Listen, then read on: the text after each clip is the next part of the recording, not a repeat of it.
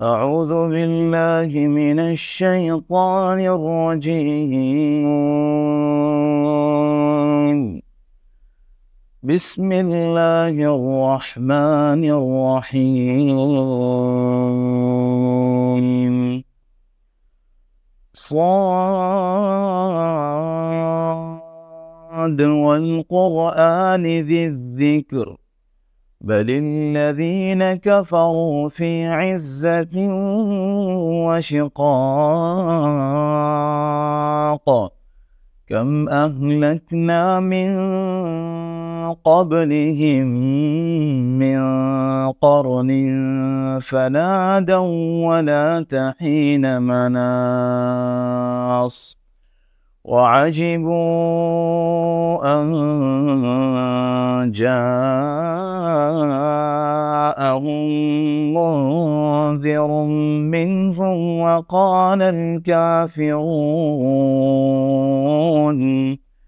وقال الكافرون هذا ساحر كذاب أجعل الآلهة إلها واحدا إن هذا لشيء عجاب وانطلق الملأ منهم أن امشوا واصبروا على آلهتكم إن هذا لشيء يراد ما سمعنا بهذا في الملة الآخرة إن هذا إلا اختلاق أأنزل عليه الذكر من بيننا بل هم في شك من ذكري بل لما يذوقوا عذاب أم عندهم خزائن رحمة ربك العزيز الوهاب أم لهم ملك السماوات والأرض وما بينهما فليرتقوا في الأسباب جند ما هنالك مهزوم من الأحزاب كذبت قبلهم قوم نوح وعاد وفرعون ذو الأوتاد وثمود وقوم لوط وأصحاب الأيكة أولئك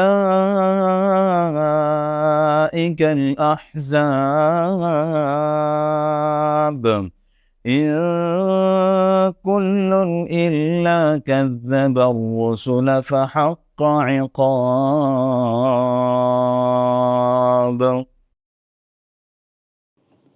الحمد لله رب العالمين والصلاة والسلام على أشرف الأنبياء والمرسلين نبينا محمد وعلى آله وصحبه ومن اقتدى بهديه واستنى بسنته وسار على نهجه إلى يوم الدين أما بعد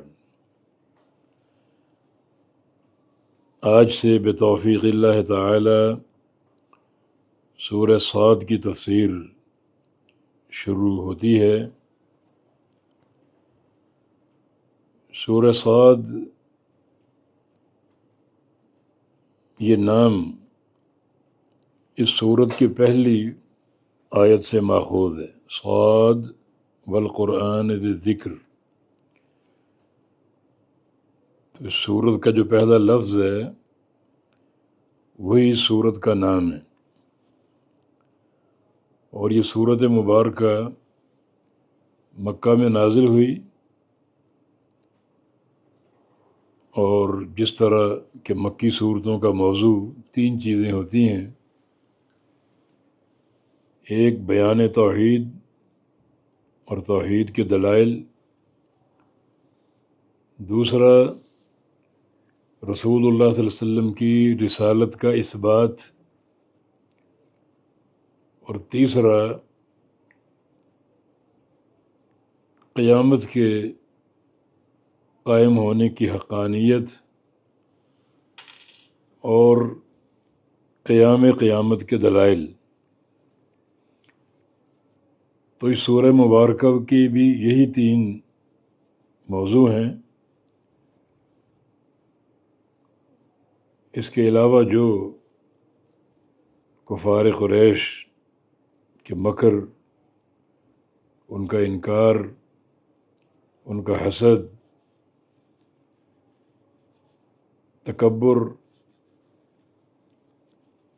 اور لاروا ان کی ضد، یہ بھی اس صورت میں بیان ہے اور مذکور ہے۔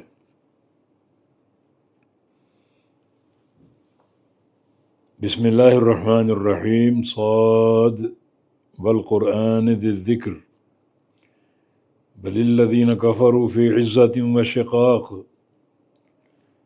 کم اہلکنا من قبلہم من قرن فنادوا ولات حین مناص۔ صاد یہ ایک حرف ہے حروف ہجائیہ میں سے، اور اس کا شمار حروف مقطعات میں ہوتا ہے، جیسے نون اور قاف، اسی طرح صاد۔ راجح قول یہی ہے کہ یہ حروف مقطعات میں سے ہے، اور بعض اہل علم نے ان کا معنی بھی ذکر کرنے کی کوشش کی ہے، لیکن صحیح مسلک یہی ہے کہ یہ حروف مقطعات میں سے ہے، اور اس کا معنی اور مراد صرف اللہ ہی جانتے ہیں۔ اس لیے صاد کا معنی کیا ہوگا؟ اللہ اعلم بمرادہ من ذالک۔ والقرآن ذی الذکر، اور قسم ہے قرآن کی، ذی الذکر ذکر والا، ذی الذکر قرآن کی صفت ہے، یعنی قرآن موصوف ہے، اور قرآن کا جر واو حرف قسم کی بنا پر ذی ذکر ذکر والا۔ ذکر کے 3 معنی ہو سکتے ہیں۔ ایک معنی نصیحت، یعنی یہ قرآن، اس قرآن کی قسم جو نصیحت والی کتاب ہے۔ یہ ذکر کا معنی شرف، ہیبت، بلند مرتبہ اور مقام، جس کا ذکر ہوتا ہے، یا پھر ذکر والی کتاب کا معنی یہ ہے کہ اس میں تمہارا ذکر ہے۔ وَلَقَدْ أَنزَلْنَا إِلَيْكُمْ كِتَابًا فِيهِ ذِكْرُكُمْ،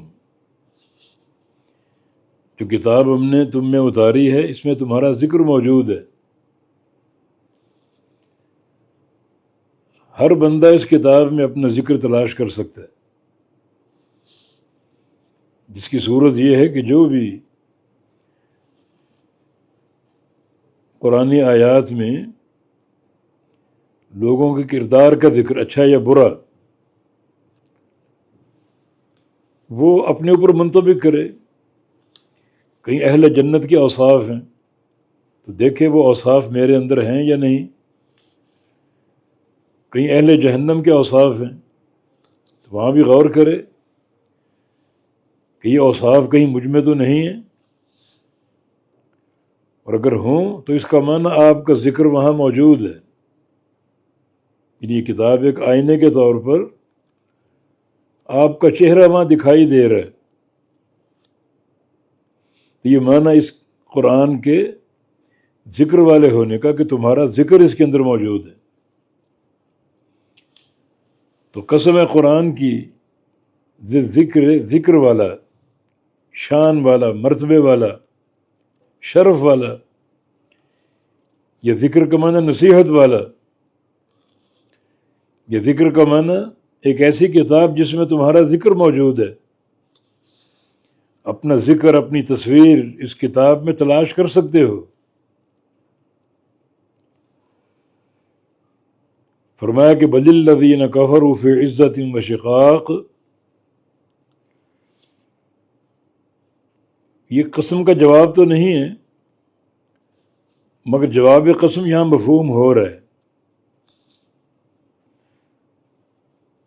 یہ بل حرف اضراب ہے، بلکہ وہ لوگ جو کافر ہوئے فی عزت و شقاق،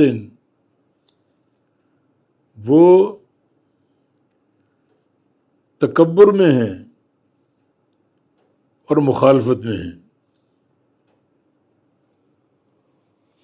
یعنی یہ قرآن جو ذکر والا ہے،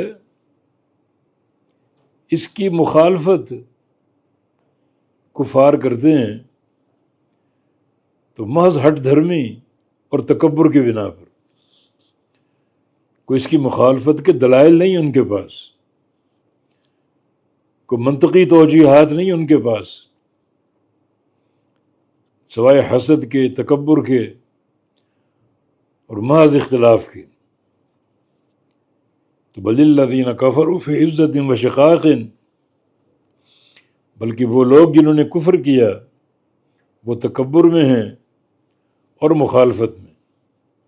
تکبر اور مخالفت کی بنا پر اس قرآن کا انکار کرتے ہیں. اس قرآن کے انکار کی کوئی معقول وجہ ان کے پاس نہیں ہے، نہ کوئی دلیل ہے، نہ کوئی حجت ہے. محض تکبر ہے اور محض مخالفت. ان کو بتا دو کم اہلکنا من قبلہم من قرن فنادوا ولات حین مناص. کتنی ہلاک کی ہم نے من قبلہم، ان سے قبل، من قرن قوموں کو. ان کو بتائیے کہ انبیاء کی دعوت کے انکار کی بنا پر کتنی قومیں ہم نے برباد کر دیں. قوم نوح کی داستان آپ جانتے ہیں، قوم صالح کی، قوم ہود کی، قوم لوط کی، قوم موسیٰ کی، یعنی فرعون اور اس کی قوم. تو ان قوموں کی تباہیوں کی داستانیں یہ جانتے ہیں. اگر یہ انکار کریں گے تو بربادی ان کا بھی مقدر ہوگی. کم اہلکنا، کتنی ہی ہلاک کی ہم نے، من قبل، بن سے قبل، من قرن قومیں، کتنی بستیاں ہم نے تباہ کر دیں. فنادو، پس انہوں نے پکارا، یہ اللہ کا عذاب دے کہ جب تباہی ان پر آئی اب ان کو احساس ہوا، اب پکارنے لگے اللہ تعالیٰ کو. مگر عذاب دیکھ کر پکارنے کا فائدہ نہیں ہے. فنادو، پس پکارا انہوں نے توبہ کے لیے، ایمان قبول کرنے کے لیے، رجوع الی الدین کے لیے، لیکن ولات حین مناس، نہیں ہے اب فرار کی جگہ. یہ واو حالیہ ہے، تو ولات حین مناس جملہ حالیہ ہے، یہ محل نصب میں. اور لا تھا اصل میں لا نفی جنس، اور تا اس میں زائد ہے مبالغہ کے لیے. جسے ثم کو ثمت پڑھا جاتا ہے بعض اوقات، یعنی تا زائدہ. اس طرح لا تھا اصل میں لا نفی جنس ہے، اور تا اس میں زائد ہے برائے مبالغہ، یعنی بالکل نہیں فرار کی جگہ. ولات حین مناس، اور نہیں ہے وقت بھاگنے کا، بچ نکلنے کا. یہ لاتا جو ہے برائے نفی جنس ہے، اور لا اور لاتا میں فرق یہ ہے کہ لاتا صرف اس اسم پر آتا ہے جو برائے ظرف زمان ہو. جیسے یہ حین ظرف زمان ہے، یہ جیسے الساعہ یا اوان، یہ سب ظروف زمان ہیں، اور لاتا صرف ظرف زمان پر داخل ہوتا ہے.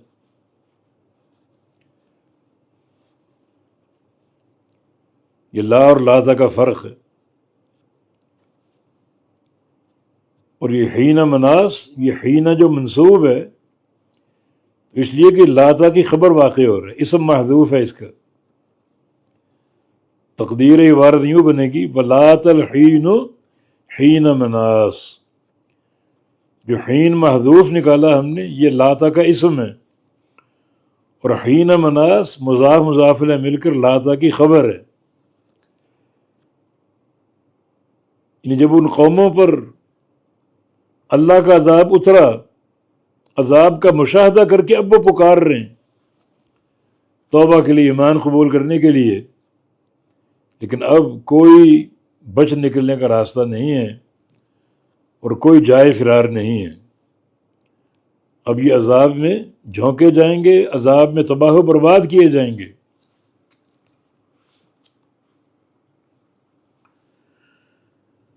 تو یہ سابقہ قوموں کی داستانیں، ان کے قصے، کس طرح ان کا وجود مٹ گیا. تو یہ جو کفار قریش ہیں، یہ جو انکار کر رہے ہیں، تو انہیں سابقہ قوموں کے انجام نظر نہیں آ رہے. اللہ تعالیٰ نے ان قوموں کا ذکر کرنے کے بعد پھر انہیں کفار قریش کا ذکر کیا. وَعَجِبُوا أَن جَاءَهُم مُنذِرٌ مِّنْهُمْ وَقَالَ الْكَافِرُونَ هَٰذَا سَاحِرٌ كَذَّابٌ. اور تعجب ان جاءہم، یہ کہ آیا ہے ان کے پاس، منذر ڈرانے والا، منہم انہی میں سے. وہ کہتے ہیں یا تو کوئی فرشتہ ہوتا یا کوئی کسی اور قوم کا فرد ہوتا، ہم میں سے ہمیں ڈرانے کے لیے آ گیا. ایک ایسا شخص جس کے پاس نہ کوئی دنیا کا مال ہے نہ ثروت ہے، ہم بڑے بڑے چودھری، بڑے بڑے وڈیرے، مال و دولت اور ثروتوں والے، یہ کام ہمارے ذریعے کیوں نہیں کرایا گیا؟ یہی ایک ملا تھا نبوت اور رسالت کے لیے. یہ انہوں نے تعجب کا اظہار کیا، واجبو، اور انہوں نے تعجب کیا، ان جاءہم منذر منہم، کہ آیا ہے ان کے پاس ڈرانے والا انہی میں سے. تو ہمارا کیوں نہیں انتخاب کیا گیا؟ ہم بڑے بڑے چودھری، بڑے بڑے وڈیرے، سردار اپنی قوموں کے، تو ہمارا کیوں نہیں انتخاب کیا؟ اسی شخص کا انتخاب کرنا تھا. تو ان جاہلوں کو کیا معلوم کہ نبوت کے لیے انتخاب مال و دولت کی بنا پر نہیں بلکہ دل کے تقوی کی بنیاد پر ہے، دل کے صفائی اور اخلاص کی بنیاد پر ہے. جیسے عبداللہ بن مسعود رضی اللہ عنہ کا قول ہے، ان اللہ نظر الی قلوب العباد فوجد قلب محمد من خیر قلوب العباد فاصطفاہ لرسالتہ. جب آخری نبی کی بعثت کا وقت آیا، اللہ تعالی نے پوری دنیا کے لوگوں کے دلوں کو دیکھا تو سب سے پاکیزہ اور بہترین دل، تقوی کا خزانہ جس دل میں تھا وہ محمد صلی اللہ علیہ وسلم کا دل تھا. یہ جو انتخاب ہوتا ہے نبوت کے لیے، یہ دولت کی بنا پر نہیں ہوتا، بلکہ شرف، تقوی اور صفائی قلب اور اخلاص کی بنیاد پر ہوتا ہے۔ ورنہ ان سے بڑے بڑے دولت مند تھے، کسرا تھا، قیصر تھا، ایک دنیا کی چاندی کا مالک، ایک دنیا کے سونے کا مالک، بے تحاشا فوج، بے تحاشا پیروکار، تو طاقت تو موجود تھی، تعداد بھی موجود تھی، اللہ ان کو چن لیتا، لیکن نہیں، یہ کام اہل تقوی کا ہے، اہل صفا اور اہل اخلاص کا ہے۔ اور اس سے یہ بات بھی واضح ہوتی ہے کہ دین کا کام اور دین کے غلبے کا کام یا تو انبیاء کرتے ہیں یا پھر وہ لوگ کریں گے جو انبیاء جیسے ہوں، جن کے دلوں میں تقوی ہو، خشیت ہو، انابت اللہ ہو، صفائے قلب اور اخلاص ہو۔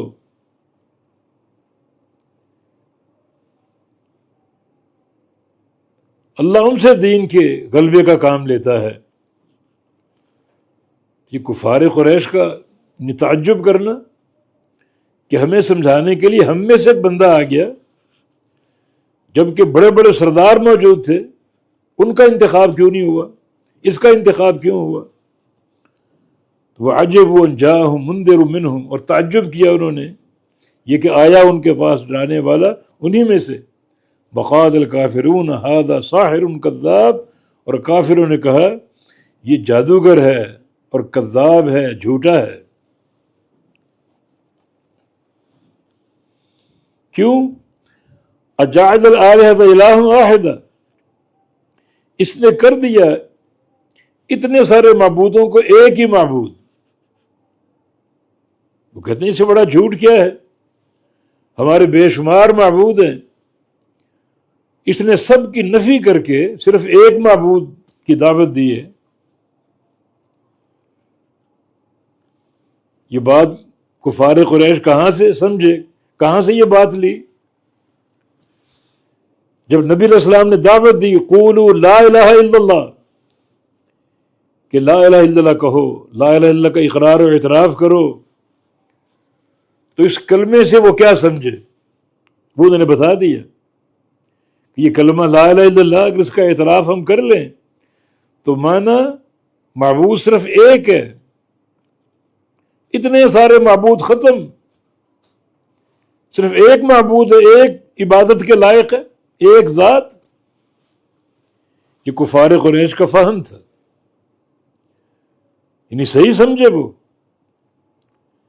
ان کے اس فہم کی تردید اللہ نے نہیں فرمائی، اس فہم کو برقرار رکھا کہ ہاں ایک ہی معبود ہے، سب معبود باطل ہے۔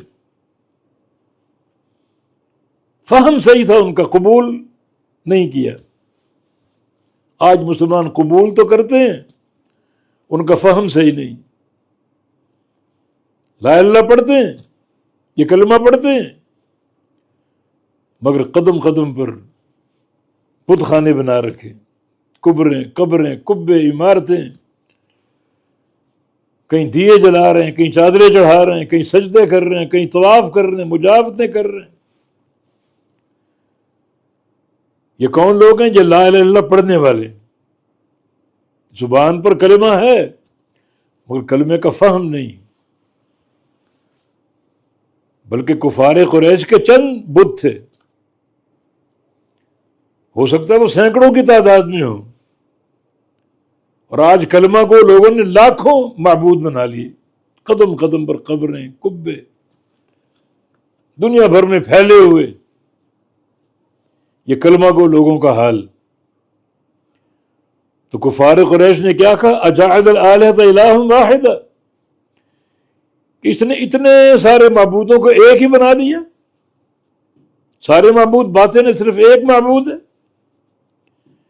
ان ھذا لشیء عجاب، یہ تو بہت ہی عجیب چیز ہے۔ عجاب مبالغے کا صیغہ، فعال کے وزن پر، عجیب ہو تو عجیب شے، اور عجاب بہت ہی عجیب شے۔ اس نبی کی دعوت کیا؟ قولوا لا الہ الا اللہ. تو اس دعوت کا معنی یہ ہے کہ کوئی معبود نہیں، صرف ایک معبود ہے. یہ سارے معبود کہاں گئے پھر؟ ہمارے باپ دادا ان کو پوجنے والے سب ختم، صرف ایک ہی معبود ہے. اس دعوت کو سمجھے صحیح وہ، لیکن قبول نہیں کیا. آج قبول کرنے والے اس کلمے کو سمجھتے نہیں، کلمہ بھی پڑھتے ہیں اور قدم قدم پر طاغوت اور درگاہیں اور عمارتیں اور قبریں، زندوں کو، مردوں کو،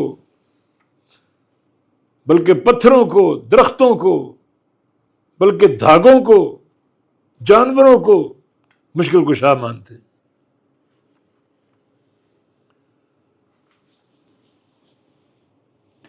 وانطلق الملأ منهم ان امشوا واصبروا على آلهتكم. اور چل پڑے الملأ منهم، ان کے لوگ، ان کی جماعت، سرکردہ لوگ. نبی علیہ السلام نے ان کو جمع کیا اور جمع کر کے قولوا لا الہ الا اللہ کہا. تو ان میں سے جو ان کے بڑے تھے، لیڈر تھے، سرکردہ لوگ تھے، وہ چل پڑے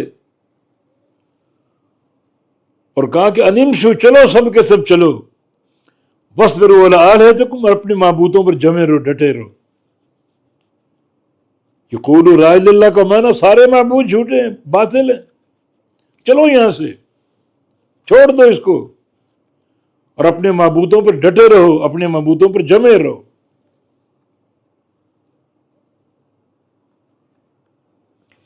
اس کی دعوت مانو گے تو ان سارے معبودوں کو چھوڑنا پڑے گا، اس لیے اس کو چھوڑ دو اس کے حال پہ، چلو یہاں سے.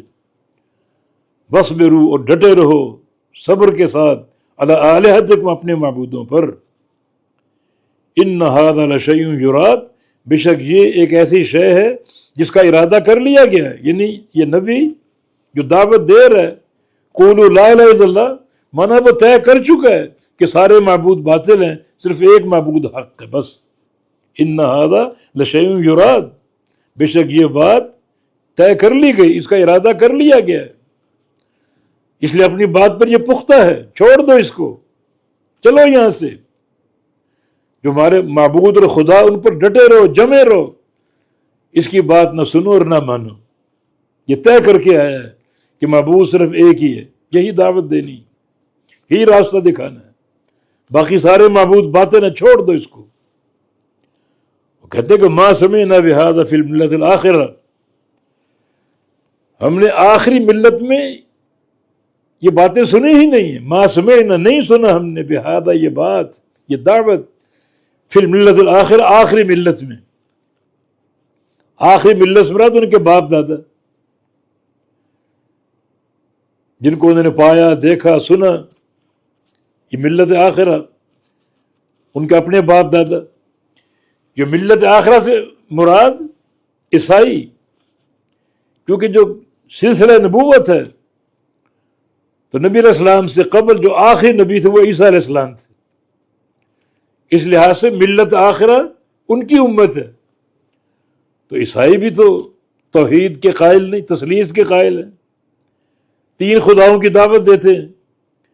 تو ایک اللہ کی دعوت ہم نے نہیں سنی، نہ اپنے باپ دادوں میں، نہ اس ملت آخرہ عیسائیوں میں،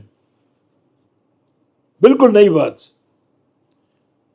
ان ھذا الا اختلاق، ایک الہ کی دعوت جھوٹی بات ہے، گڑی ہوئی بات ہے، بناوٹی بات ہے. چھوڑ دو اس کو، کوئی تعلق نہیں ہمارا اس سے.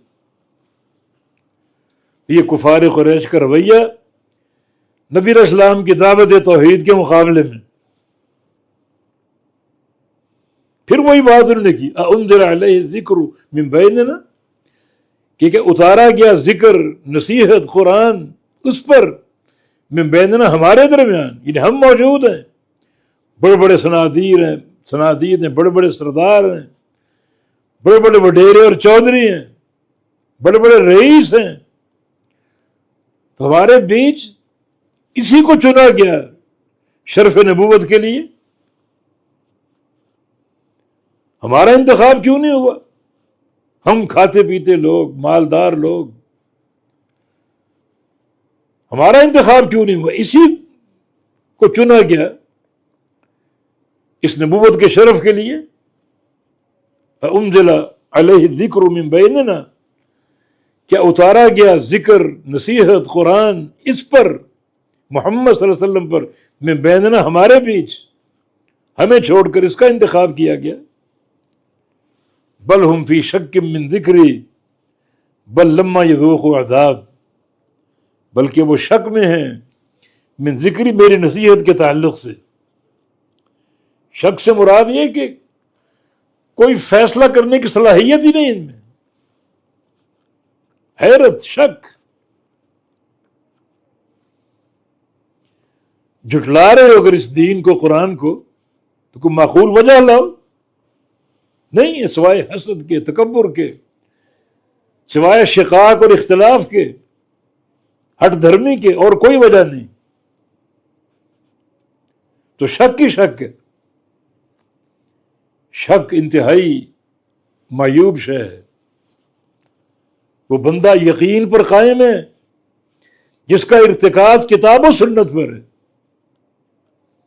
اس لیے قبر میں جو لوگ فرشتوں کے سوالوں کا صحیح جواب دیں گے اور فرشتے پوچھیں گے تمہیں اس کا علم کیسے ہوا، وہ کہیں گے ہمارے پاس اللہ کا نبی آیا، آیات بینات لے کر آیا، اس دعوت کو ہم نے قبول کر لیا. فرشتے کہیں گے شاباش، عدل یقین کنتا، تیری زندگی یقین پر گزری تھی.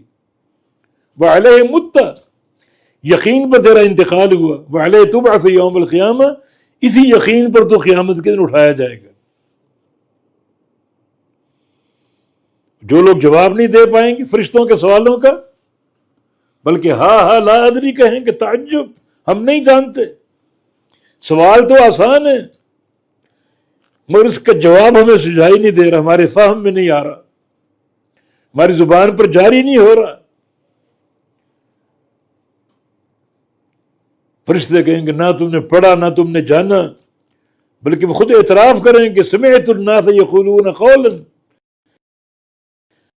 ہم نے لوگوں کو باتیں کرتے تھے، جو وہ باتیں کرتے ہم وہ مان لیتے. فرشتے کہیں گے الشک کنتا وعلیہ متا وعلیہ تبعث یوم القیامہ، تیری زندگی شک پر گزری، شک پر ہی تو مر گیا، اور شک کے ساتھ تو قیامت کے دن اٹھے گا. یہ شک جو ہے یہ کفار، اہل کفر کا شیوا. حیرت میں، شک میں جو انکار کر رہے ہو اس کی کوئی توجیہ تو کرو، کوئی معقول دلیل کو منطقی توجیہ تو کرو. توجیہ بھی کوئی نہیں، سوائے ضد کے، عناد کے، ہٹ دھرمی اور تکبر کے، اور کوئی چیز نہیں، کوئی دلیل نہیں. استدلال سے آ رہی ہے لوگ ہیں. تو بل ہم فی شک من ذکری، بلکہ وہ شک میں ہیں میری نصیحت کے تعلق سے. بل لما یذوقوا عذاب، بلکہ اب تک انہوں نے عذاب چکھا ہی نہیں. یہ جو انکار کر رہے ہیں اس لیے کر رہے ہیں کہ ان کو جوتے نہیں پڑے، مار نہیں پڑی، ہٹ دھرمی کا مظاہرہ کر رہے ہیں. ہمارا عذاب اگر یہ چکھ لیں، کچھ جوتے ان کو پڑ دیں، ساری ہٹ دھرمی ختم ہو جائے گی، ساری جسارتیں ختم ہو جائیں گی. پھر سوائے قبول کے اور کوئی راستہ ان کو نظر نہیں آئے گا. تو بل لما یذوقوا عذاب، بلکہ اب تک انہوں نے عذاب نہیں چکھا. مانا چکھیں گے ضرور. لم اور لما میں فرق ہے. لم مطلق نفی ہے، لم یاتی زید، زید نہیں آیا، آئے گا نہیں آئے گا کچھ پتہ نہیں. لیکن لما یاتی زید، زید اب تک نہیں آیا، مانا آئے گا ضرور. تو بل لما یذوقوا عذاب، بلکہ اب تک انہوں نے عذاب چکھا نہیں مگر چکھیں گے ضرور. اگر عذاب چکھ لیتے تو یقیناً ان کی ہٹ دھرمی ختم ہو جاتی، ان کا ضد اور نخوت اور تکبر ختم ہو جاتا. ام عندهم خزائن رحمت ربک العزیز الوہاب، یہ ان کے پاس خزانے ہیں تیرے رب کی رحمت کے، العزیز جو بڑا غالب ہے، الوہاب اور خوب عطا کرنے والا، خوب دینے والا. یعنی یہ جو کہہ رہے ہیں کہ نصیحت اور قرآن اس پر کیوں اترا، ہم پر کیوں نہیں اترا، تو کیا تم ان خزانوں کے مالک ہو؟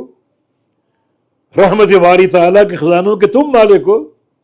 جس کو تم دو گے، جس کو نہ دو نہ دو۔ نہیں، خزانوں کے ہم مالک ہیں، ہم عطا کریں گے۔ ہم جانتے ہیں کس کو دینا ہے، ہم جانتے ہیں اس شرف نبوت کا مستحق محمد صلی اللہ علیہ وسلم، جس کا دل تقوی کا آئینہ دار، صاف ستھرا دل، پاکیزہ دل، اخلاص سے بھرا ہوا دل، انابت اور خشیت سے بھرا ہوا دل، ہم جانتے ہیں۔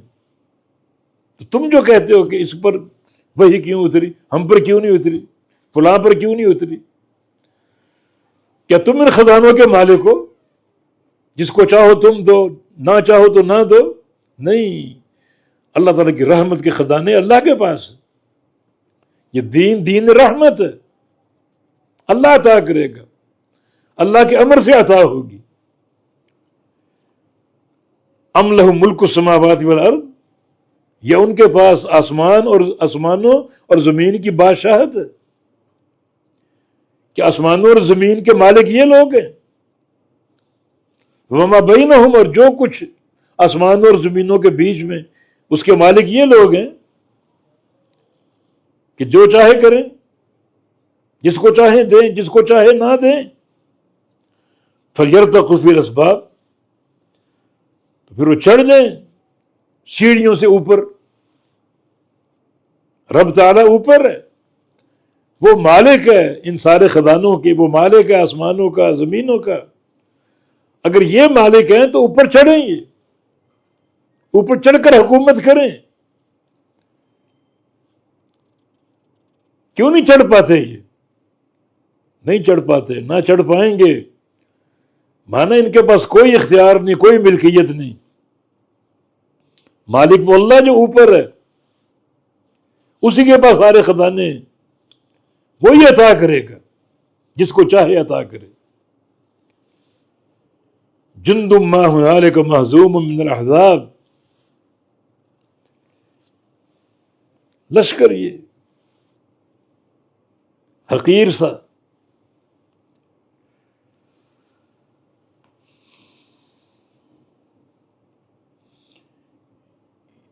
جندم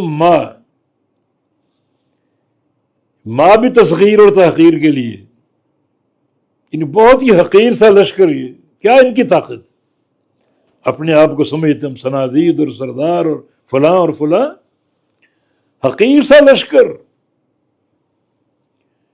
مہزوم، شکست کھایا ہوا، من الاحزاب، لشکروں میں سے، جماعتوں میں سے، لشکروں میں سے ایک لشکر حقیر سا، جو جہاں موجود ہے اس جگہ شکست خوردہ۔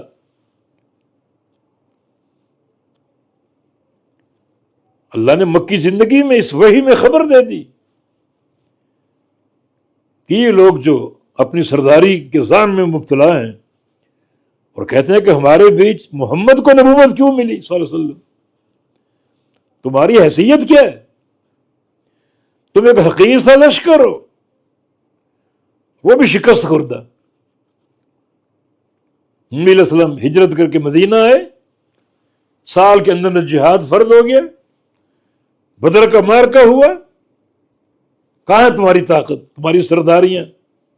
70 صنادید ان کے قتل ہوئے اور 70 افراد ان کے قید ہوئے، زخموں سے چور سبھی ہوئے، بڑے سردار بنے پھرتے تھے، بڑی طاقتوں کے مالک، نخوتوں کے مالک، کہاں گئی سرداریاں؟ تو اپنے ذان میں مبتلا یہ حقیر سا لشکر، شکست خوردہ، کچھ نہیں ان کے پاس۔ تو لشکروں اور جماعتوں میں سے ایک حقیر سی جماعت، حقیر سا لشکر، مہزوم، شکست خوردہ۔ مکی دور میں اللہ تعالیٰ نے یہ فرمایا تھا، سیہزم الجمع ویولون الدبر، یہ جمع، یہ جتھا جو ہے ان قریب شکست کھائے گا، یہ پیٹ پھیر کر بھاگیں گے۔ بدر میں اور احد میں بھی بالآخر یہ پشت دکھا کے بھاگے، میدان چھوڑ کے بھاگے. احزاب میں میدان چھوڑ کے بھاگے اور مکہ میں سارے مقہور اور مغلوب ہو گئے، فتح مکہ ہوا. بڑے دعوے. ہم سرداروں کو کیوں نہیں یہ وحی دی گئی؟ یہ سرداروں کا انجام. کہاں یہ طاقت گئی؟ یہ نخوت اور غرور کی باتیں کہاں گئیں؟ سب کچھ خاک میں مل گیا. تم ہو کیا؟ تم سے بڑی بڑی طاقتور قومیں سنو. کذبت قبلہم قوم نوح وعاد وفرعون ذو الاوتاد. جھٹلایا ان سے قبل قوم نوح نے اور عاد نے اور فرعون نے. ذو الاوتاد میخوں والا. اوتاد وتد کی جمع، وتد میخ. اس کو میخوں والا اس لیے کہتے تھے، یہ بڑا ظالم تھا، لوگوں کے ہاتھوں اور پاؤں میں میخیں گاڑ کر ان کو عذاب دیتا تھا. اور بھی اس کی توجیحات لوگوں نے کی، مگر راجع قول یہ ذو الاوتاد میخوں والا فرعون لوگوں کو اذیتیں دیتا، ان کے ہاتھوں اور پاؤں میں میخیں ٹھکوا دیتا.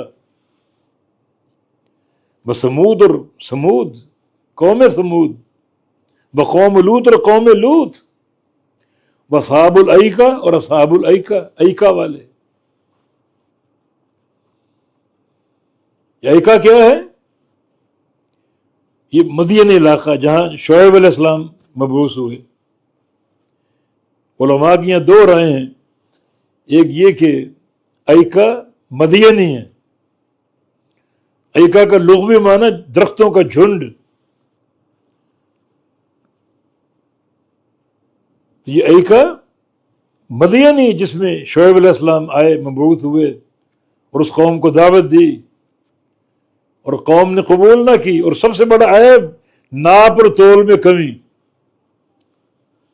اللہ نے اس قوم کو عذاب دیا، عذاب چیخ کا بھی اور اوپر سے آگ کے انگارے برسانے کا بھی. ان کو بھسم کر کے رکھ دیا اصحاب الایکہ کو. بعض علماء کی رائے کہ مدین اور ایکہ دو مقامات ہیں، مدین الگ اور ایکہ الگ ہے. اور شعیب علیہ السلام مدین بھی مبعوث ہوئے اور ایکہ کی طرف مبعوث ہوئے. واللہ اعلم. تو اصحاب الایکہ، ایکہ والے یعنی قوم شعیب، اولئک الاحزاب، یہ سب جماعتیں تھیں، لشکر تھے. تم بھی لشکروں میں سے ایک لشکر ہو. یہ بھی تباہ و برباد کر دیے گئے. تمہارا انجام بھی ایسا ہی. اپنی بربادی تم اپنی نگاہوں سے تم نے دیکھ لی. بڑے نازاں تھے کہ یہ وحی ہم پر کیوں نہیں اتری، ہم صنادید کے بیچ اس محمد کو کیوں وحی دی گئی صلی اللہ علیہ وسلم. اتنی تحقیر.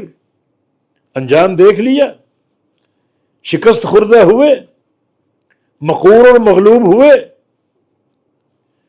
فرمایا کہ ان کل الا کذب الرسل فحق عقاب. نہیں یہ سب مگر انہوں نے رسولوں کو جھٹلایا. فحق عقاب، ان پر ہمارا عذاب ثابت ہو گیا. ہمارا عذاب ان پر ثابت ہو گیا اور ہمارے عذاب کے نشانہ بنے یہ ساری قومیں. اور اس عذاب کی جھلک تم نے بھی دیکھ لی یا دیکھو گے، ان قریب دیکھو گے. سیہزم الجمع ویولون الدبر.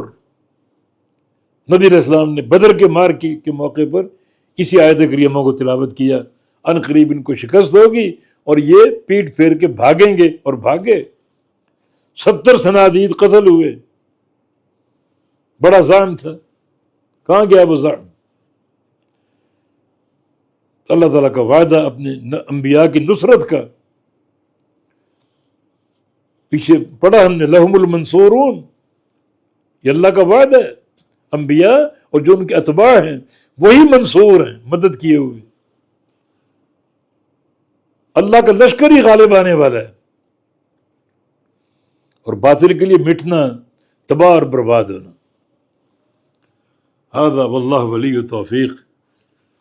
بارک اللہ فیکم وآخر دعوانا ان الحمد للہ رب العالمین۔